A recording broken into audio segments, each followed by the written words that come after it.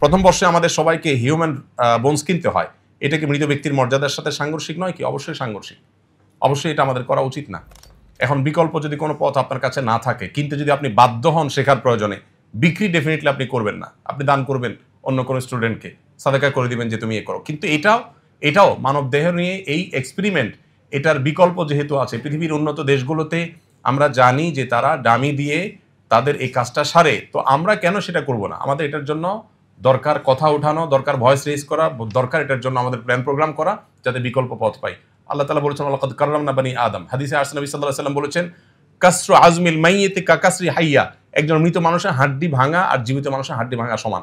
এখানে সমান বলতে কি বোঝানো হয়, এটা নিয়ে বিরাট বিস্তারিত ব্যাখ্যা বিশ্লেষণ আছে স্কলারদের ভিতরে। একটা হলো যে মৃত মানুষের শরীর নিয়ে কাটাছেঁড়া করা, এই যে আমাদের পোস্টমর্টেমের যে ইয়েটা আছে, এ জাতীয় যত আপনার কার্যক্রম আছে, এগুলো এই হাদিসের আলোচনা অনেক ওলামায়ে কেরাম নিষিদ্ধ বলেন, যদিও এর অন্য ব্যাখ্যাও আছে, আমি ডিটেইলে যাচ্ছি না।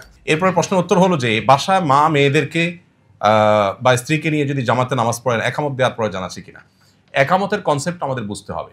একামতটা কি? একামতটা হলো আমি নামাজে দাঁড়াচ্ছি, কেউ যদি আমার সাথে এসে শামিল হওয়ার সুযোগ থাকে সে যেন আসে, তার জন্য তাকে ডাক দেওয়া, জানান।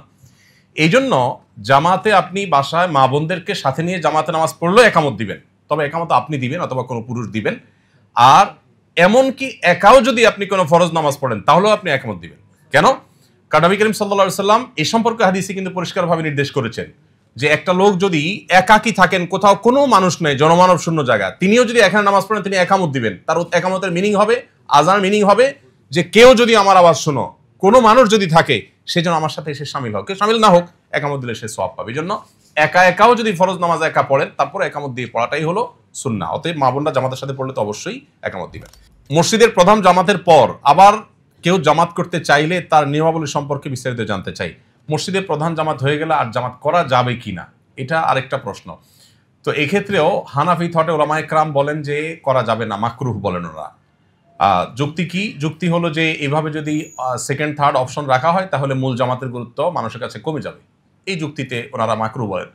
কিন্তু এর বিপরীতে আমরা অবশ্য নবী করিম সাল্লাল্লাহু আলাইহি সাল্লামের জীবনীতে একটা ঘটনা পাই। আপনারা অনেক হাদিস শুনেছেন যে নবী সাল্লাল্লাহু আলাইহি সাল্লাম জামাতে নামাজ পড়ার পর এক ব্যক্তি মসজিদে প্রবেশ করলেন একা, তার নামাজ এখনো পড়া হয়নি, কোন একটা ফরজ নামাজ। তখন নবীজি বললেন যে তোমাদের কে আছো যে এই লোকটার সাথে জামাতে পড়ে তাকে জামাতের সওয়াব পাইতে হেল্প করবা? তখন একজন হাত তুললেন, বললেন ঠিক আছে তাহলে তুমি পড়ো। তো এই হাদিস থেকে দ্বিতীয় জামাতে সাহাবীদের পড়ার বিষয়টা সাব্যস্ত হয়।